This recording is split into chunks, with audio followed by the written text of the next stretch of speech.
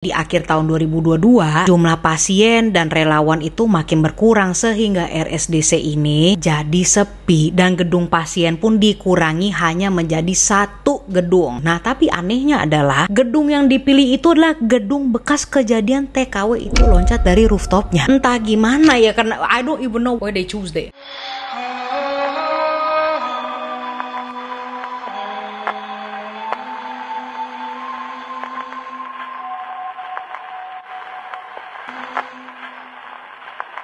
Hey guys, Vigets, apa kabar? How are you hari ini? Welcome back to KSKS, kisah serem Kastil Sasha. Kenapa Kastil ya? Karena gue suka keso. Jadi gini, bayangan gue tuh kita lagi sharing cerita horor pribadi di Kastil Sasha. Iyain aja. Bagi kalian yang baru subscribe YouTube Sasha Marissa, welcome. Ini tuh sama seperti paranormal, cuma bedanya adalah ini segmen pengalaman pribadi horor dari my YouTube familia, which is y'all. So anyways, my initial plan untuk segmen atau KSKS ini, gue akan membawakan 3 cerita horor pribadi dari kalian. Tetapi untuk kali ini, gue fokus 1 cerita aja, karena merindingnya itu real, lokasinya itu real. Di sini sebenarnya ada fotonya ya, cuma nggak bisa gue share secara terang benderang karena udah kesepakatan sama pemberi cerita ini. Oke, hari ini gue akan menceritakan kembali cerita mistis dari salah satu penonton setia gue, Was Good. Namanya nggak boleh gue panggil nih karena mau disamarin. Alright, by the way dia juga mau disamarin dengan nama Udin. So let's just get into it. Here's kisah serem Kastil Sasha. Let's go.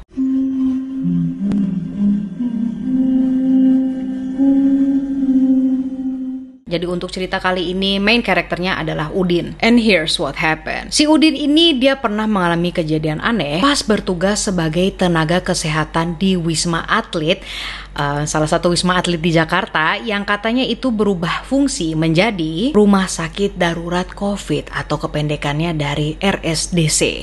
Nah, kita tahu ya di masa pandemi Delta itu pasien COVID bener-bener segila apa dan angka kematiannya di RSDC ini pun sangat tinggi. Nah, Udin ini masuk ke wisma atlet atau RSDC pas varian Delta ini lagi melonjak-lonjaknya lah. Nah, dia ini juga bilang, quote unquote, aku tuh bukan tipe orang yang penakut gitu kak soal hal mistis atau supranatural, karena dari dulu aku tuh udah biasa dengan prinsip selama aku nggak ganggu ya jangan diganggu juga. Jadi itulah si Udin. Nah, di saat itu semua relawan dan pasien sibuklah dengan hiruk pikuk perawatan COVID sehingga mereka tuh fokus cuma untuk mengatasi kekacauan yang ada dan nggak sempet deh tuh mikirin hal-hal yang janggal di sekitar. And now what happened? Seiring berjalannya waktu, jumlah pasien tuh makin menipis dan tenaga kesehatan pun juga mulai berkurang. Dikarenakan kata dia nih akibat sistem purna tugas yang dalam kurung adalah pengurangan pasien sama dengan pengurangan tenaga kesehatan.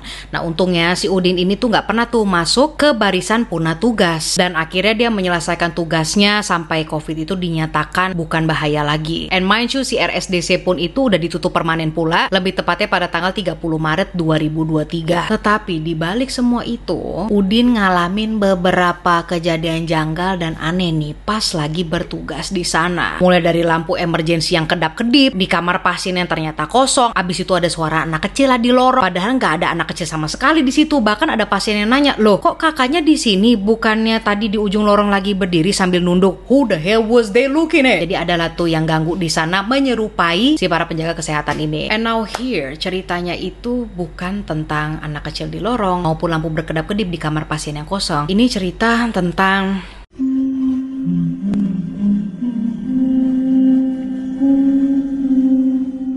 sebenarnya ini kisah internal yang dimana Udin menceritakan ada kisah internal yang bikin bulu kuduk merinding sih, cause we didn't really know about it. I don't think banyak orang yang tahu karena katanya si Udin ini nggak begitu dipublikasi. Ada seorang pasien TKW yang telah loncat dari rooftop RSDC karena dideportasi dari negara tempat dia bekerja dan dia dinyatakan positif COVID juga pada saat itu. Jadi ceritanya begini, si TKW ini kan harus dirawat dulu kan di RSDC sebelum dipulangkan ke Jawa Timur di mana tempat asalnya dia. Kebetulan si TKW itu ditempatkan di lantai yang sama si Udin. Dari awal masuk si TKW ini sering ngeluh sakit di bagian perut bawahnya. Awalnya mereka tuh ngira karena GERD kali ya, asam lambung. Ternyata diperkirakan sedang hamil. Sedang hamil dengan masa kandungan kurang lebih 2 bulan. Nah anehnya si wajah TKW ini tuh langsung pucat pas tahu dia hamil karena statusnya masih lajang dan gak punya pasangan sah. Semua orang baik pasien maupun tenaga kesehatan jadi pada bingung kan. Mereka gak mau begitu nosy kali ya, cuma kan jadi bertanya-tanya. Mana si TKW yang juga kayak bingung, kok gue bisa hamil. Dan si Udin sendiri cuma nginget peristiwa ini terjadi di akhir tahun 2021. Dia lupa tuh tanggal berapa atau bulan apalah. Nah sebelum gue ceritain lebih dalam, si Udin juga ngejelasin nih tentang pembagian zona di Wisma Atlet. Pay attention y'all.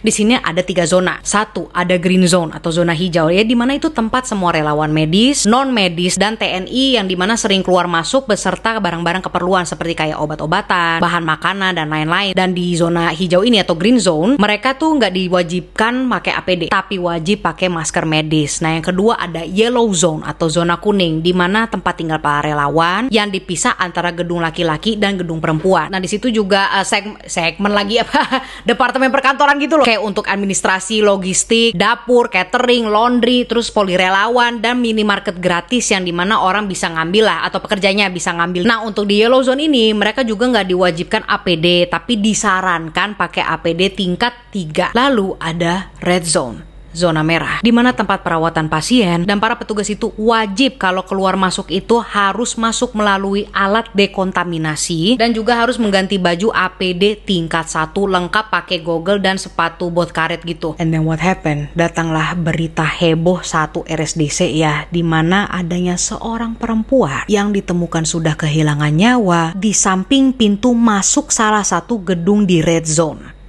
Lu kebayang ya? Jadi itu ada beberapa gedung, oke? Jadi itu telah dikonfirmasi sebagai tindakan bunuh diri dengan meloncat dari rooftop gedung. Nah setelah kejadian itu, jadinya rooftop di gedung-gedung RSDC ini mulai digembok tuh. Jadi off limit supaya nggak ada lagi yang bisa naik ke sana. Tapi di sini Udin komentar ya, padahal kan ya itu tempat dimana pada bisa ngesebat dulu. Anu demil tempat sebat yang paling syahdu di rooftop pula gitu kan, pemandangan dari atas ditutup dikarenakan ya ada kejadian baru ada perempuan yang bunuh diri. Nah kejadian itu semua pada saat itu si Udin ini belum curiga, and at the same time dia pun nggak tahu siapa yang baru loncat itu tadi. Karena lagi nih ya di red zone mereka itu nggak boleh tuh bawa alat komunikasi pribadi, makanya itu deh si Udin tuh nggak tahu jelas siapa pasiennya. Oke, gue balik lagi. So anyways, di hari ada berita ini tuh si Udin lagi masih santai bekerja di yellow zone sambil nunggu giliran tugas. Sampai akhirnya giliran si Udin lah yang untuk menjaga di red zone. Masuklah dia ke red zone itu, ketemu salah satu temennya di sana dan dia bilang lah, lo tahu nggak sih yang perempuan yang loncat itu tadi siapa? Si TKW itu yang hamil. Terus temennya juga cerita bahwa orang yang sekamar sama si TKW itu ketakutan dan nggak mau lagi tuh di kamar yang sama lagi. Sampai akhirnya dia dipindahkan lah ke kamar yang lain.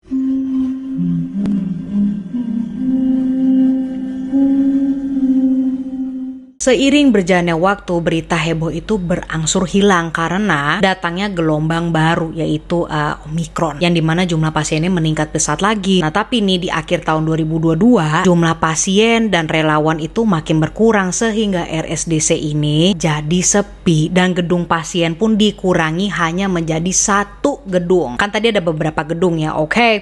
Jadi 1 gedung. Nah tapi anehnya adalah out of all buildings, gedung yang dipilih itu adalah gedung bekas kejadian TKW itu loncat dari rooftopnya. Entah gimana ya, karena I don't even know why they choose that. Kayak ada yang lebih aman, gak ada bad juju, malah milih gedung yang itu. Oke, gue lanjut. Entah bagaimana nih ya, dia nih karena ada rotasi tugas di RSDC, Udin tiba-tiba ditempatkan di lantai yang sama dengan kejadian tersebut. I'm telling you. Nah di sini kondisinya si kamar bekas TKW itu udah dikosongkan dengan alasan yang gak diketahui.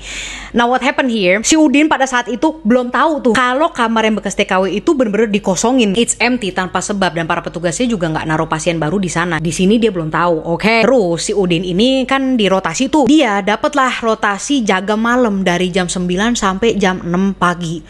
9 malam sampai jam 6 pagi, night shift. Dari tahun 2021 sampai tahun 2023 Udin ini udah ngalamin lah banyak kejadian yang amazing, ajaib lah, tapi nggak seajaib yang terjadi di lantai ini.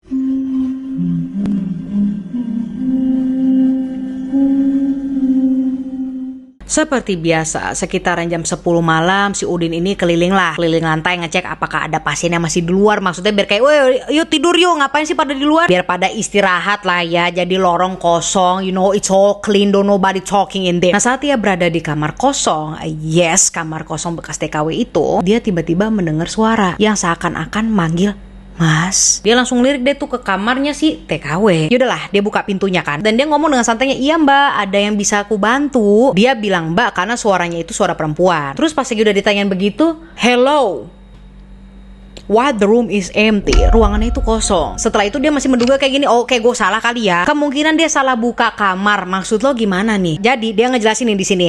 Wisma Atlet itu unitnya mirip kayak apartemen gitu, di mana ada studio, ada yang single bedroom dan ada yang double bedroom. Nah kamarnya si TKW ini adalah double bedroom. Nah dia buka pintu tuh kan ternyata kosong. Terus dia mikir, oh iya kan ada kamar lagi. Akhirnya dia ketok deh tuh pintu yang kamar satu lagi. Mind you, ini satu kamar ya, ada 2 kamar. Bingung gak tuh gimana jelasinnya mak? Ya double bedroom, semoga subscribers ngerti ya. Kebayang ya, bukan di luar kamar ada kamar. Pusing. Semoga lu ngerti, sampai ada yang nggak ngerti. Malah lanjut. Nah akhirnya dia ketuk lah pintu kamar yang satu lagi kan. Halo mbak, ada orang, ada yang bisa saya bantu? Ternyata kamar yang satu lagi pun nggak ada jawabannya. Nah terus dia masih sopan nih, mau dia ketok lagi kan pintunya. Sebelum mau ngetok nih ada suara, Mas. Nah karena ada suara di dalam itu, dia refleks buka pintunya. Iya mbak, ada yang belum beres ngomong. Dia kaget karena itu kamar juga kosong, rapi, sama sekali nggak ada berantakan lah, bantal atau selimut kepake nggak ada, it just empty. Ya dia terus di sini nih si Udin masih keren, dia belum mikir macem-macem. Dia pikir oh suara di kamar mandi kali ya. Nah gue jelasin lagi, dalam unit itu selain ada 2 kamar pribadi, ada kamar mandi pribadi di dalamnya. Kebayang ya. Nah posisinya ini kamar mandinya itu tuh berseberangan lah sama pintu yang baru dia buka tadi. Diketok lagi sama Udin, belum macam-macam pikirannya. Halo, ada orang kah di dalam? Gak ada jawaban lagi. Tapi tiba-tiba dari arah belakang ada suara, Mas. Refleks dia berbalik dengan cepat dan melihat bahwa pintu kamar tersebut udah terbuka lebar. Yang padahal tadi dia udah nutup loh. Tapi bedanya sekarang itu pintu terbuka lebar besar dan ada seorang perempuan duduk di ujung kasur. Terus mukanya pucat dan posenya tertunduk sambil megang perut. You know what? Terima kasih guys sudah baca langsung semua. Kelihatan lampu merahnya. Let me calm down. Karena kalau kalian bisa lihat di ujung sana sama ujung situ gelap gelap.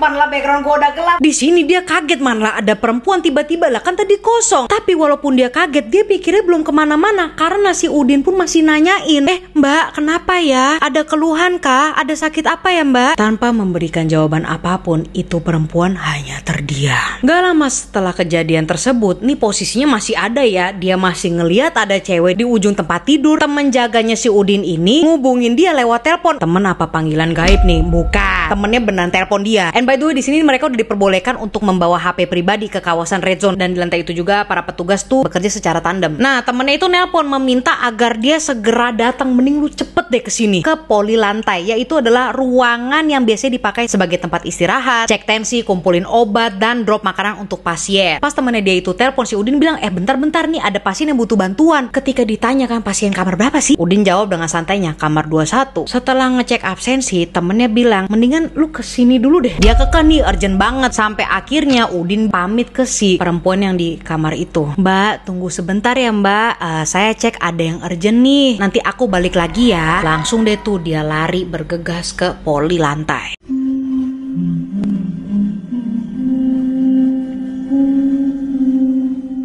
Ternyata hal yang mendesak urgent itu hanyalah karena ada kucing. Lah, what's going on with him? Ada kucing nih yang masuk ke ruang poli yang ngebuat temennya itu ketakutan. Si temennya ini bukan takut anjing, takut kucing. Dan minta Udin lah untuk ngusir, tolong dong. And by the way si Udin juga nambahin nih, kalau dalam situasi penuh tekanan di RSDC bisa-bisanya loh kak muncul pula insiden kucing beranak pinak. So anyway si Udin kesekan dan bilang, lu ngapain sih malah ngurusin kucing? Padahal aku tadi ada pasien loh yang lagi butuh bantuan. Temennya heran, kamu tadi bilang di kamar 21 kan? Iya, kenapa?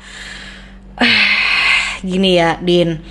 Temennya langsung nunjukin kertas absensi gitu kan. Di kamar 21 kosong. Meski udah dapat informasi seperti itu, si Udin bingung nih antara heran dan aneh karena belum berpikiran kemana-mana. Setelah dari ruang poli lantai, Udin balik deh tuh ke kamar 21. Ngapain? Ya iya, karena dia belum mikir macam-macam bener pasien ya kan.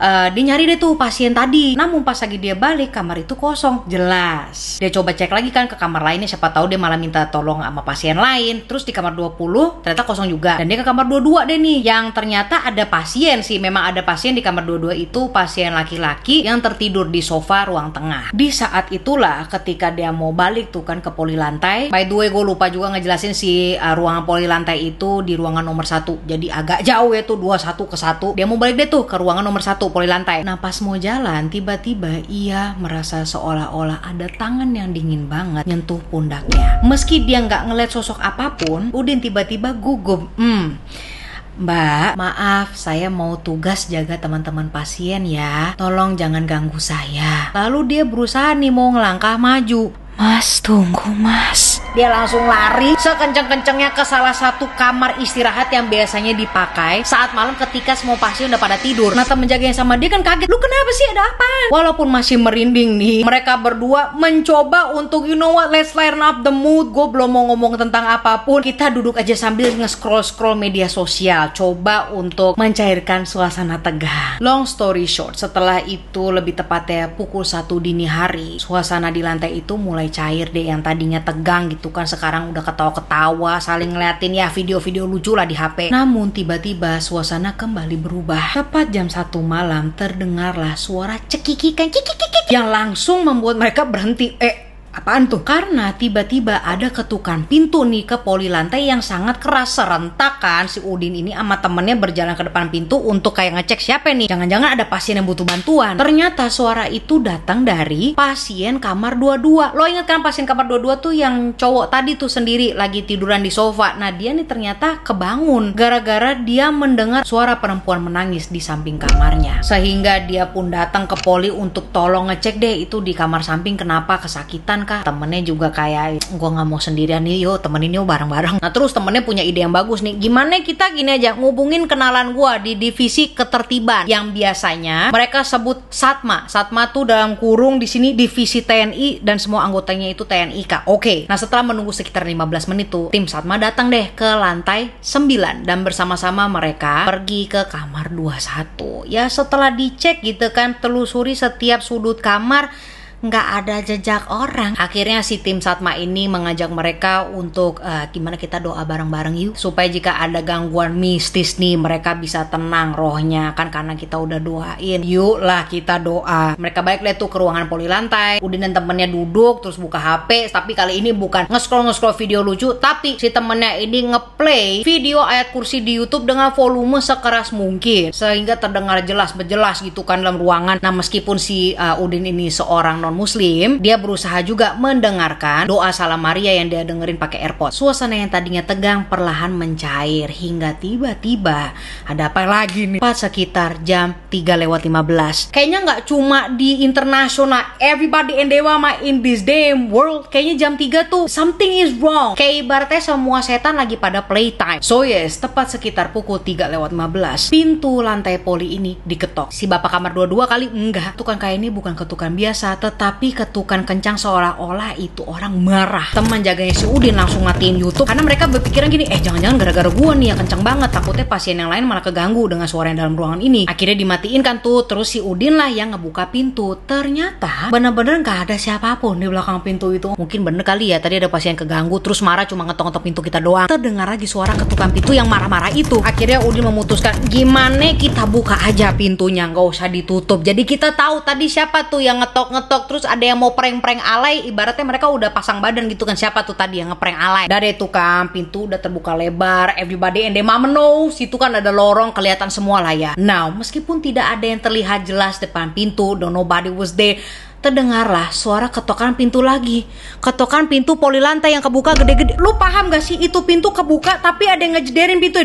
Pintu yang tadinya itu diam mulai bergerak seolah-olah memang ada yang ngetok itu pintu. Jadi kayak bergetar gitu loh pintunya. Ini kucing gue bikin gue kaget deh. Dalam kepanikan si Udin langsung pintunya dijeger ya kan, ditutup. Terus mereka langsung kabur deh tuh ke kamar temen jaganya. Dia mencoba untuk hubungin Satma lagi. Terus sekitar 30 menit ke depan tiba-tiba pintu kamar poli itu terbuka lebar-lebar. Dengan spontan mereka langsung lompat lari kan ya, ngojok ke belakang kamar. Dan ternyata yang buka pintu itu adalah si Satma. Si Satma yang bertugas tadi, sehingga mereka merasa sedikit tenang kayak oh my god. Dan minta aduh Pak, mending temenin kita ya sampai itu azan subuh. Dan si Satma nih baik, bener-bener ditemenin. Terus mereka juga diajak ngobrol, suasana agak lebih nyaman. Now fast forward, azan subuh pun tiba, dimana Satma harus harus balik lagi. Dia kembali deh tuh ya ke pos jaga untuk laporan dan bertukar shift. Begitupun juga si Udin dan temannya, dia kan juga mau tukeran shift ya, karena bentar lagi udah mau pagi nih.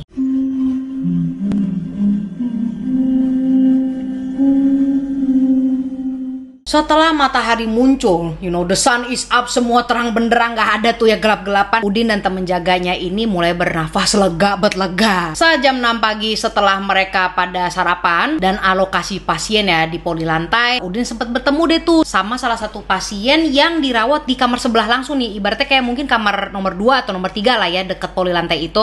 Ditanya deh tuh, Bu maaf nih Bu, tadi subuh Ibu dengar gak suara pintu diketok kenceng banget, keras loh itu suaranya. Si Ibu jawabannya begini, enggak Mas, lagian saya tadi juga sholat subuh, sholat tahajud juga, jadi saya bangun tapi nggak denger apa-apa tuh. Masih penasaran dong si Udin. Udin ngecek lagi deh tuh ke beberapa pasien kamar terdekat dan mendapatkan jawaban yang sama. Don't nobody heard deh. Terus dia tanyalah ke si temen jaganya kan, kamu denger kan kemarin? Sebenarnya aku nggak denger ada ketokan. Tapi lu matiin HP sampai matiin ayat kursi lah, kenapa? Ya aku kaget karena kamu juga kaget. Kamu tiba-tiba buka pintu terus tutup pintu lagi, buka pintu lagi terus tutup pintu lagi, terus tiba-tiba kamu loncat lah pergi ke kamar belakang. Aku juga ikutin kamu ngumpet. Jadi ya tadi subuh aku panik karena kamu panik. Gua yang dengar sendiri. Ini adalah sesuatu yang benar-benar gak masuk akal, karena menurutnya ketukan itu terdengar nyata banget di telinganya. Begitupun juga gedorannya. Don't nobody see that. That's what happened to Udin selama dia bekerja di RSDC. And so at the end of the day, dia akhirnya tahu bahwa yang mengganggu dia itu adalah si TKW. Ya memang ya, I've read something about malevolent spirits, yaitu adalah roh yang jahat atau roh yang mengganggu. Itu biasanya orang yang bundir atau orang yang pernah terlibat dengan black magic. So they were malevolent spirits. Makanya sampai si Udin ini yang gak salah apa-apa tuh tetap diganggu. And that is the story of what happened di rumah sakit darurat COVID tahun 2021 hingga tahun 2023. I'm sure as hell di sini pasti beberapa subscribers pernah ngalami juga di tempat yang sama kemungkinan. I guess this is it y'all. Bagi kalian yang ingin sharing cerita pribadi horor kalian, go ahead, kirim ke Instagram yang ini, Speak to Goddess, DM aja langsung, dan siapapun yang paling detail gue akan ceritakan kembali di segmen selanjutnya di Kiss Kiss. Dan jika kalian punya foto atau video, boleh dikirim juga. If you don't have it, kalau nggak punya nggak apa-apa. So go ahead, DM gue di Instagram Speak to Goddess. Thank you so much guys for watching this video. Don't forget to like, subscribe, follow guys Instagram Sasha X Merisa, yang di follow Sasha X Merisa aja. And I will see you in the next Kiss Kiss.